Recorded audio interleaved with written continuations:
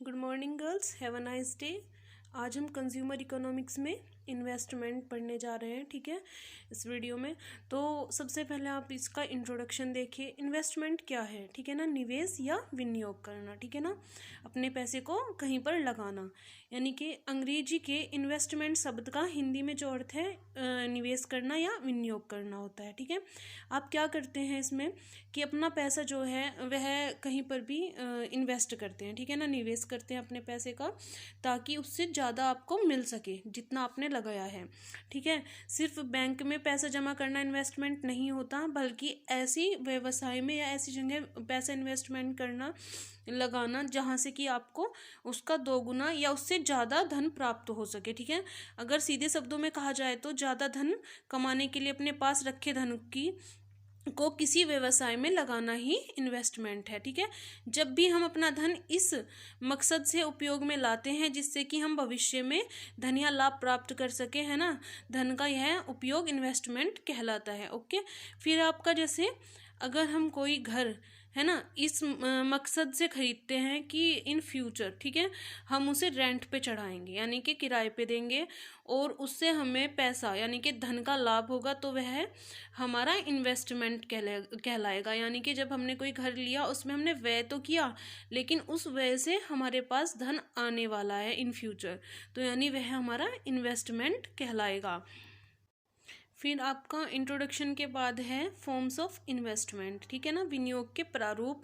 First है आपका अल्पकालीन विनियोग, सेकंड है आपका दीर्घकालीन विनियोग। ठीक है, और आपका थर्ड है जीवन भर के लिए विनियोग। अल्पकालीन से आप समझ रहे होंगे, यानी कि कम समय के लिए। ओके, कम समय के लिए जब आप विनियोग करते हैं, ठीक है ना, कहीं पे भी इन्वेस्ट करते हैं अपना पैसा, तो यह क्या होता है इसमें, जब आप बहुत ही कम समय के लिए कोई पैसा विनियोग कर रहे हैं, आप, है ना, निवेश कर रहे हैं पैसे का, तो उसमें आपको बचत भी कम होती है, यानी कि धन लाभ कम होता है, ब्याज की दरें कम मिलेगी। ठीक है, यह आप बैंक में कर सकते हैं, ओके, डाकघर में कर सकते हैं, या बैंक बचत खाते में कर सकते हैं अपने, ठीक है, जो सेविंग अकाउंट है।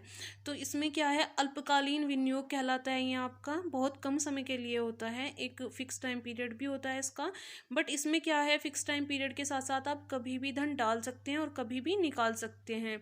और इसमें आपको क्या है, जो आपके घर की आवश्यकताएं हैं ना, नीड है या ज़रूरतें हैं या इच्छा है किसी व्यक्ति की, तो उन्हें आप जो है इसका लाभ वहाँ पर ले सकते हैं, वो पैसा वहाँ पर आप यूज़ कर सकते हैं, यानी कि आप इजीली उसे निकाल सकते हैं और उस अकाउंट में पैसा डाल सकते हैं जिसमें आपने विनियोग किया हुआ है, यानी कि निवेश किया हुआ है। ठीक है, ये आपका हुआ अल्पकालीन विनियोग या कम टाइम के लिए आपका इन्वेस्टमेंट जो है। ठीक है, सेकंड है आपका इसमें दीर्घकालीन विनियोग। ठीक है, दीर्घकालीन से आपको समझ आ रहा होगा, थोड़ा लंबे समय के लिए जो विनियोग होता है आपका। ठीक है, दीर्घकालीन विनियोग लंबे समय के लिए होता है और यह अल्पकालीन विनियोग से थोड़ा मतलब लाभदायक होता है ज़्यादा। ठीक है ना, इसमें क्या होता है आपका, इसमें एक बिल्कुल फिक्स टाइम पीरियड होता है लंबे टाइम के लिए, जब ही आप अपना पैसा निकाल सकते हैं, बीच में आप पैसा नहीं निकाल सकते। ठीक है, इसमें आपको विनियोग के लिए कुछ साधन चुनने पड़ते हैं,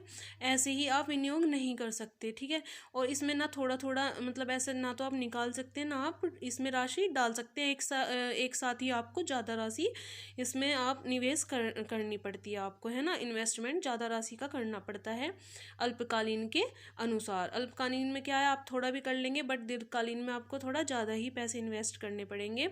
ठीक है, इस विनियोग से लाभ काफ़ी है अल्पकालीन के हिसाब से, यानी कि अल्पकालीन में क्या है, आपकी ब्याज दरें कम मिलती है, बट इसमें आपको ब्याज दरें अच्छी मिलती है, यह इसलिए लाभदायक विनियोग कहलाता है। ठीक है, इसके बाद आपका है थर्ड जीवन भर के लिए। जीवन भर से आपको समझ आ रहा होगा, यानी कि लाइफ टाइम। ठीक है ना, जो इन्वेस्टमेंट होता है इसमें क्या होता है, जो व्यक्ति मतलब विनियोग कर रहा है, ठीक है, वह अपनी बचत से विनियोग कर जाता है, बट इसे क्या है, चाहे वह व्यक्ति जीवित है या नहीं है, ठीक है, यानी कि अगर उसकी मृत्यु भी हो गई तो वह आर्थिक लाभ क्या होता है, उसके घर वालों को मिल जाता है समय समय पर, है ना।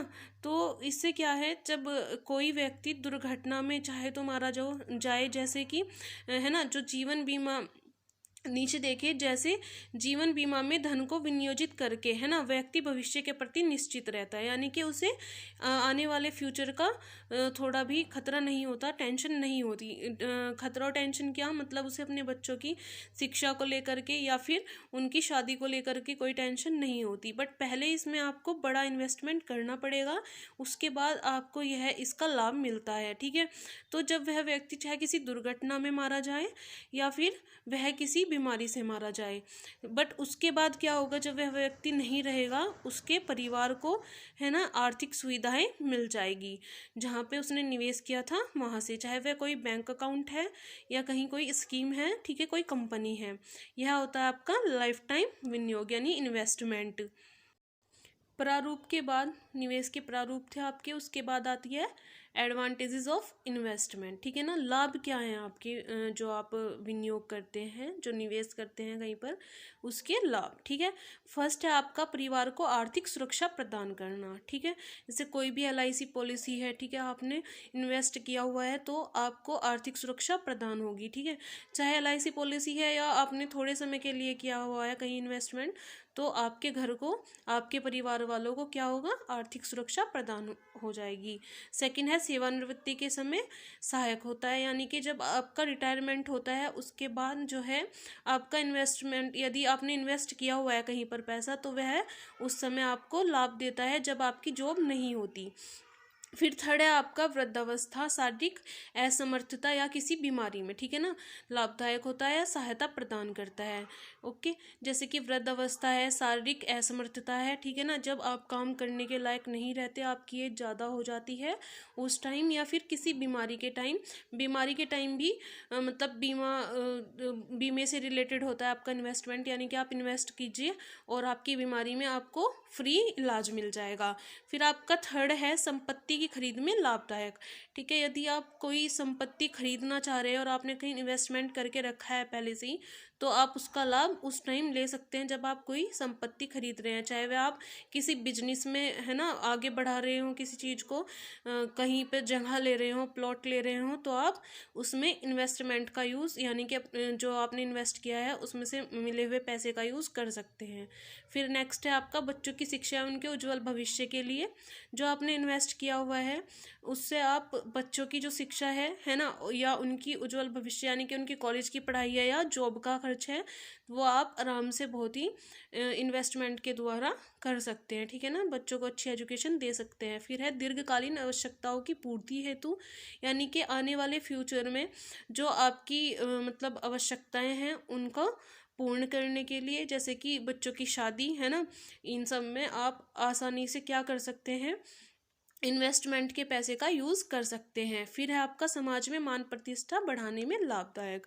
यह सबको पता है, जब कोई व्यवसाय कर रहा है, मतलब कोई भी ऐसा व्यक्ति है जो एक मान प्रतिष्ठा, मतलब प्रतिष्ठित व्यक्ति है, ठीक है, उसने इन्वेस्टमेंट किया हुआ है, ठीक है, तो उससे क्या होता है, उसकी इज्जत और ज़्यादा बढ़ जाती है, क्योंकि वही है कि पैसे वाले की समाज में इज्जत होनी होनी है, और उसने मतलब इतने लोगों को रोजगार दिया हुआ है, तो वैसे भी उसका तो थोड़ा जान पहचान भी है ना, बढ़ जाती है। तो यानी कि मान प्रतिष्ठा बढ़ाने में भी आपका जो इन्वेस्टमेंट है वह बहुत ज़्यादा लाभदायक होता है।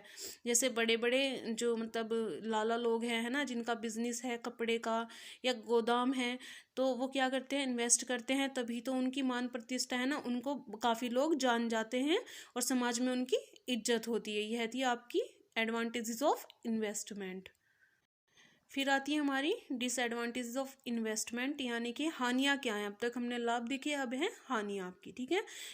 विनियोग की जो हानियाँ हैं, फर्स्ट पॉइंट है कभी कभी विनियोग करना कठिन एवं जटिल कार्य बन जाता है। जैसे आपने विनियोग कर दिया, आपको नहीं पता था, ठीक है ना, कोई कोई कंपनी क्या करती है, धोखाधड़ी करती है, तो आपके पैसे फंस भी सकते हैं इन्वेस्टमेंट के चक्कर में, तो बहुत ही ध्यानपूर्वक करना चाहिए। फिर है आपका सेकंड, बहुत बड़ी पूंजी लगाकर बहुत कम अर्जित करना। कभी कभी क्या होता है, कभी कभी क्या, मोस्टली आप कोई व्यवसाय खोल रहे हैं, ठीक है ना, स्टार्ट कर रहे हैं, आपने उसमें कई लाख या करोड़ों के हिसाब से पैसा इन्वेस्ट किया है, बट आपको स्टार्टिंग में ही करोड़ों रुपए नहीं मिलते रिटर्न में, है ना, आपको धीरे धीरे ही उसका लाभ मिलता है। फिर आपका इसमें काफ़ी धैर्य की आवश्यकता होती है, यानी कि आपको धैर्य रखना पड़ता है। यदि आपने इन्वेस्ट किया है ज़्यादा का और आपको कम मिल रहा है, तो आप ये नहीं कि मतलब बिल्कुल ही संतुष्ट न हो, आपको संतुष्टि रखनी पड़ेगी इन फ्यूचर, या शायद आप अच्छा मुकाम हासिल कर लें, है ना, उस चीज़ में बढ़ोतरी धीरे धीरे होगी, एकदम से नहीं होगी। फिर है आपका विनियोग करना जोखिम भरा कार्य है। जोखिम भरा कैसे है, कभी कभी आपके पैसे फंस भी जाते हैं। दूसरी चीज़ है, आप जब ज़्यादा लगा करके कम पाते हैं तो आप दुखी भी हो जाते हैं, है ना। और जब पैसे फंस जाते हैं, होता है कि आपने ब्याज ले करके पैसा लगाया हो, है ना, इन्वेस्ट किया हो, और पता चला कि वह फंस गया है या वापस नहीं आने वाला है ना, उसमें आपको हानि हो गई है, तो यह जोखिम भरा कार्य होता है। ठीक है, इससे क्या होता है, कभी कभी व्यक्ति इतना ज़्यादा दुखी हो जाता है ना, डिप्रेस्ड हो जाता है कि वह आत्महत्या तक कर लेता है। फिर इसमें आपका नेक्स्ट पॉइंट है, उचित विनियोग हेतु विशिष्ट ज्ञान एवं कौशल की जरूरत होती है।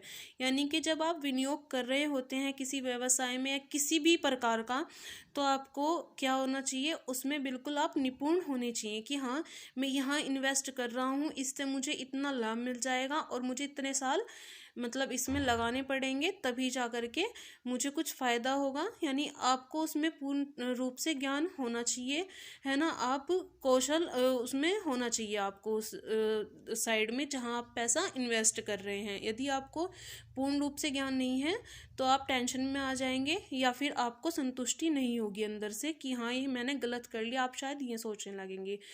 ये थी disadvantages of investment. Thank you.